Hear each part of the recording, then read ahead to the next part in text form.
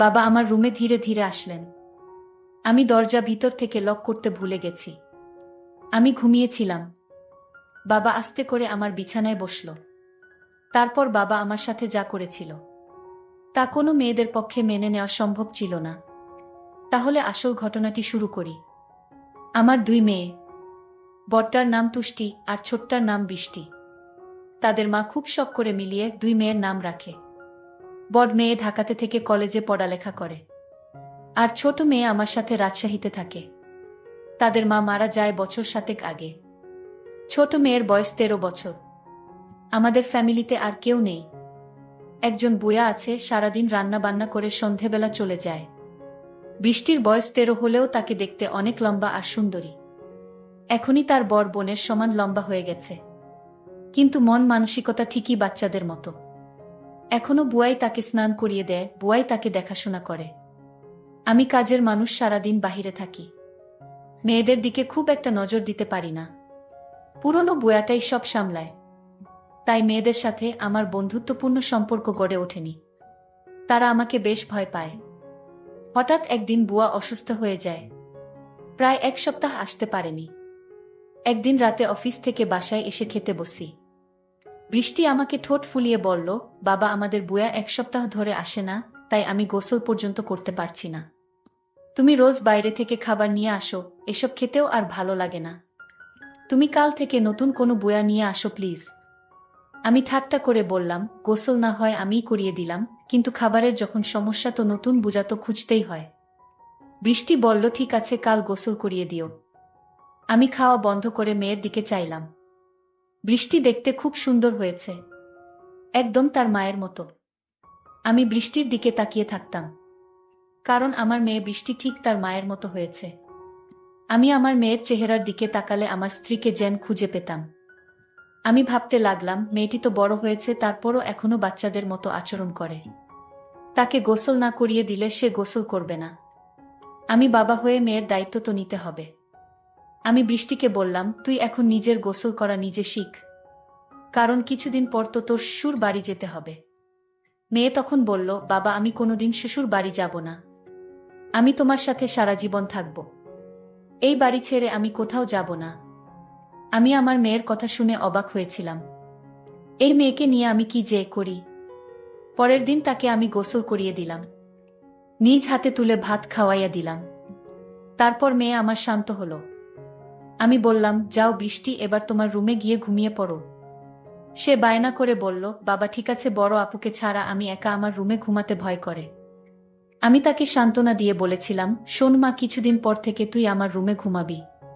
ঠিক আছে, এখন নিজের রুমে গিয়ে ঘুমিয়ে পড়ো মা।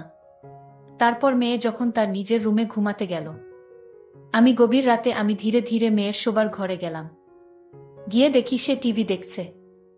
আমি তাকে গিয়ে বললাম, মা তুমি এখনো টিভি দেখছো? আমার মেয়েকে বললাম, মারে, তোর মুখের দিকে তাকালে তোর মায়ের মুখটা আমার চোখের সামনে ভেসে উঠে। আমার কথা শুনে সে খুব খুশি হলো। আমি আমার মেয়ের দিকে তাকিয়ে রইলাম। আমি যেন আমার মেয়ের মাঝে আমার স্ত্রীকে খুঁজে পেলাম। আমি যখন এভাবে তাকিয়েছিলাম, সে কিছুটা অবাক হলো, বলল, তোমার কি হয়েছে বাবা? তুমি এভাবে আমার দিকে তাকিয়ে আছো কেন?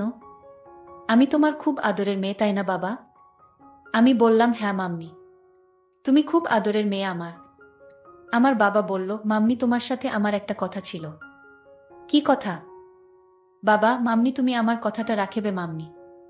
আমার মেয়ে বলল, বাবা তুমি আমার জন্মদাতা, আর তোমার কথা কি আমি ফেলতে পারি? আমি তোমার সব কথা রাখব।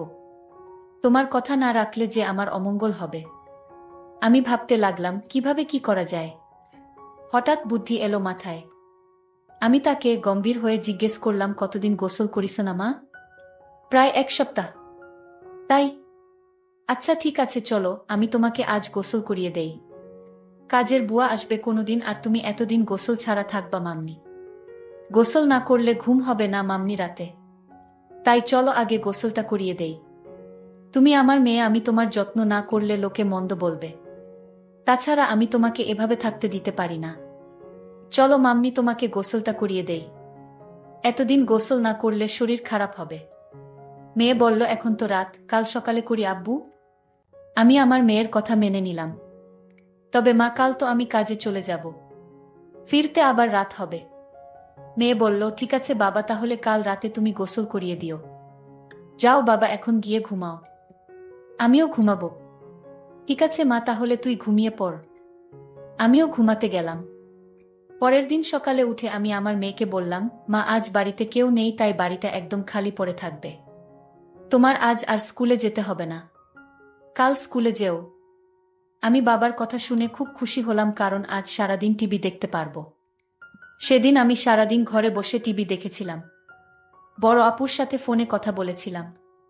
সন্ধ্যা ঘনিয়ে আসছে, বাবা এখনো বাড়িতে ফিরছে না। আমি বাবার জন্য অপেক্ষা করতে লাগলাম। কিন্তু বাবা প্রায় রাত 10টার দিকে বাড়িতে ফিরল। আমি বাবাকে জিজ্ঞেস করলাম, বাবা এত দেরি হলো কেন? আমি তোমার জন্য সেই কখন থেকে অপেক্ষা করছি। তোমার কোনো খবর নাই। বাবা বলল, মা আমি একটা ঝামেলায় পড়ে গিয়েছিলাম, তাই আসতে একটু দেরি হয়ে গিয়েছে। এখন চলো মা, গোসল করিয়ে দেই। মেয়েটা বলল, বাবা আমি আজ গোসল না করলে হয় না, খুব শীত লাগছে।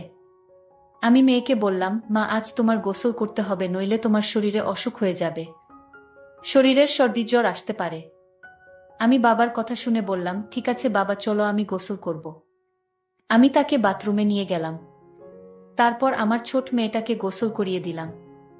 আমার লক্ষ্মী মেয়েটা বলল, বাবা আজ মাথাটা অনেক ভালো লাগছে, আমার শরীরটা ভালো লাগছে। আমি বললাম, গোসল হচ্ছে আল্লাহর নেয়ামত, গোসল না করলে শরীর ভালো লাগে না, রাতে ঘুম হয় না। আজ তোর অনেক ভালো ঘুম হবে। তারপর রাতের খাবার খেয়ে যখন আমি ঘুমাতে গেলাম, আমার মেয়ে বলল, বাবা আজ তুমি আমার রুমে ঘুমাবে, কারণ এই রুমে আমি একা একা থাকতে ভয় লাগে। আগে তো আপু আর আমি একসাথে থাকতাম।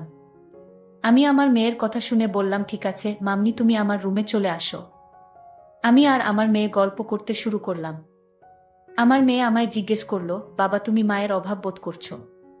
হ্যাঁ মা, তোর মা তুই অনেক ছোট থাকতে মারা গিয়েছিল।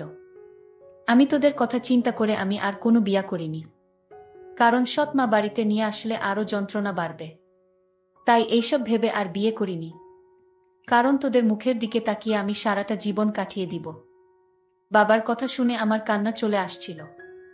আমার বাবা তার নিজের সুখ খুঁজেননি, আমাদের সুখের জন্য বাবা সারাটা জীবন এভাবে কাটিয়ে দিল। আসলে এরকম বাবা হয় না এই যুগে। কিন্তু আমি যে ভাবনাটা ভেবেছিলাম সেটা আমি ভুল ভেবেছিলাম। জানি না সেটা ভুল না সঠিক। আমি পরদিন রাতে বাবার রুমে থাকতে চাইনি, কারণ রাতে বাবা নাক ডাকে। এটাও সমস্যা ছিল না, আমি বাবাকে পাশে রেখে মোবাইল দেখতে পারি না। আর সেই জন্য সিদ্ধান্ত নিলাম, আজ থেকে আমি আমার রুমে একা ঘুমাবো। আমি পরদিন বাবাকে বললাম, বাবা আজ আমি একা একা আমার রুমে ঘুমাবো। আর সেদিনেই ঘটল আসল ঘটনা। আমি রাতে আমার রুমে যখন ঘুমাতে গেলাম, তখন বাবা আমায় ডাক দিয়ে বললেন, মাম্মি আজ তুমি তোমার রুমে একা ঘুমাতে ভয় পাবে না? মেয়ে আমার বলল, না বাবা, আমি তো দিন দিন বড় হচ্ছি, আর এখন আমার একা একা রুমে ঘুমাতে ভয় করে না বাবা, তুমি ঘুমিয়ে পড়ো। কিন্তু আমার চোখে কোনো ঘুম নেই। আজ 15 বছর ধরে আমি একা। আমার স্ত্রী একটা রোড অ্যাক্সিডেন্টে মারা যায়। আমার স্ত্রী দেখতে অনেক সুন্দরী ছিল। আমার তো মন চায় অনেক কিছু করার। যাই হোক, আমার চোখে ঘুম আসছিল না। ঘড়ির কাঁটার দিকে তাকিয়ে দেখি রাত প্রায় 1টা বাজে। আমি আস্তে করে আমার মেয়ের রুমের দরজার কাছে গেলাম। দরজাটা ধাক্কা দিতেই খুলে গেল। আমার মেয়ে হয়তো দরজাটা ভিতর থেকে লক করতে ভুল গেছে। আমার আর কষ্ট হলো না। আমি রুমের ভিতর ঢুকলাম। আমার মেয়ের দিকে তাকিয়ে দেখি কত শান্তির ঘুম ঘুমাচ্ছে। মনে হচ্ছে নিষ্পাপ একটা মেয়ে। তাকে ড্রিম লাইটের আলোতে অনেক সুন্দর দেখা যাচ্ছিল, ঠিক তার মায়ের মতো। আমার কাছে মনে হলো এটাই বুঝি আমার স্ত্রী। আমার নিজের মেয়েটাকে দেখে আমার অন্যরকম অনুভূতির সৃষ্টি হলো। আমি ধীরে ধীরে মেয়ের বিছানার পাশে গিয়ে বসলাম। এক নজর তার দিকে তাকালাম। আমার অনেক ভয় করছিল, যদি আমার মেয়ে এখন জেগে যায়, তখন কি ভাববে? আমি ভুলে গিয়েছিলাম এটা আমার মেয়ে শুয়ে আছে। এটা আমার জন্য একটা বড় সুযোগ। এসব ভাবতে ভাবতে হঠাৎ আমার মেয়ে জেগে উঠল। জেগে আমায় দেখে চমকে উঠল আর বলতে লাগলো, বাবা এত রাতে আমার রুমে কি করছো? আমি বললাম, কেন, আমি কি তোমার রুমে আসতে পারি না? কিন্তু বাবা আমি তো দরজা লক করে ঘুমাচ্ছিলাম, তুমি রুমের ভিতরে ঢুকলে কি করে? আমি বললাম, মা তুই ঘুমানোর আগে দরজা লক করতে ভুলে গিয়েছিলি, আর তাই তো তোর রুমে আসতে পারলাম। বাবা তুমি ইদানিং কেমন জানি হয়ে গেছো। যাও তোমার রুমে গিয়ে ঘুমাও। যখন তখন আমার রুমে হুট ঘরে চলে আসো। পরদিন সকালে আমি আমার মেয়েকে বললাম, মা গোসল করবি না? আমি চলে গেলে কে তোরে গোসল করাবে?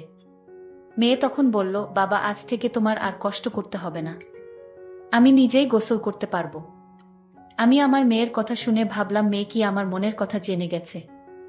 আরেক মনে ভাবলাম সে আমার মনের খবর কি করে জানবে। আমি রাতে বাড়িতে ফিরলাম, ফিরে দেখি মেয়ে ঘরে বসে টিভি দেখছে। আমি আমার মেয়েকে জিজ্ঞেস করলাম, বৃষ্টি আজ তুই আমার রুমে ঘুমাবি? কারণ আমার শরীরটা ভালো না। আমি বাবার বাহনা কিছুটা বুঝতে পারছি, কারণ বাবার ইদানিং মনের ভিতর খারাপ কিছু চলছে। আমার বাবাকে সন্দেহর সৃষ্টি হলো। আমি সিদ্ধান্ত নিলাম, আমি আর বাবার রুমে ঘুমাবো না। বাবা ইদানিং পাগলের মতো হয়ে গেছে। আমি আজ আমার রুমে ঘুমাতে গেলাম। রাতের শরীরটা ক্লান্ত ছিল, তাই আজ সকাল সকাল ঘুমিয়ে পড়েছিলাম।